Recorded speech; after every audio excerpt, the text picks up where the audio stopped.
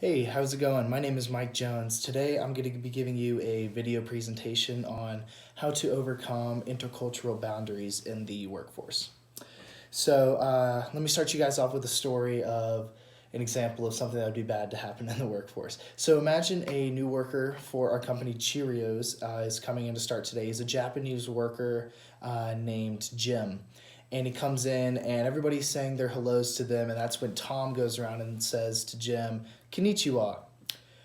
Obviously, this can be taken very offensively, and though Tom had no idea that Tim was Japanese and that it could be offensive toward his culture, that's just something you just don't want to say. You don't want to go around making cultural references like that. It's just a bad idea. Today we're going to cover two things: how to interact with coworkers whose first language isn't English, and then how to communicate with someone who is open about their religious views in the work environment. So to start things off with a non-native speaker, you want to, if the person doesn't speak your language, a non-native speaker, you want to start off with their cultural phrases, their language that they speak to the best of your knowledge.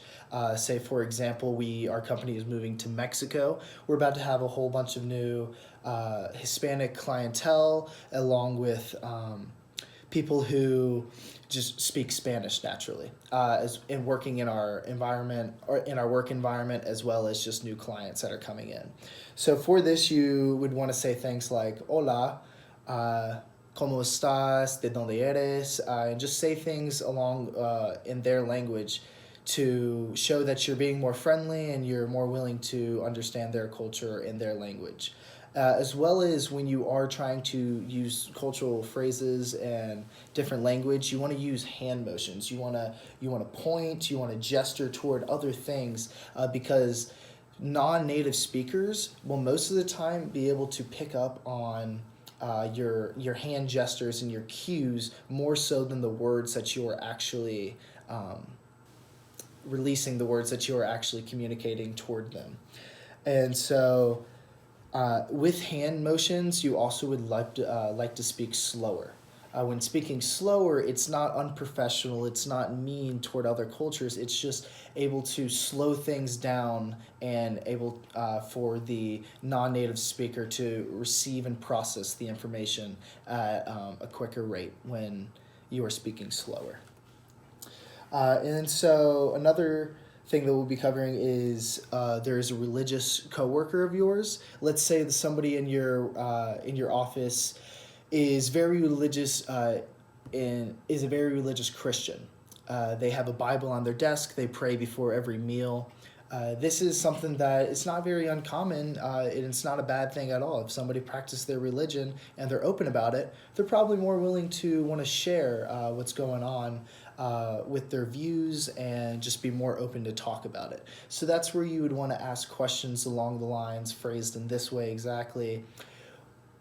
So if you don't mind me asking, what religion do you practice?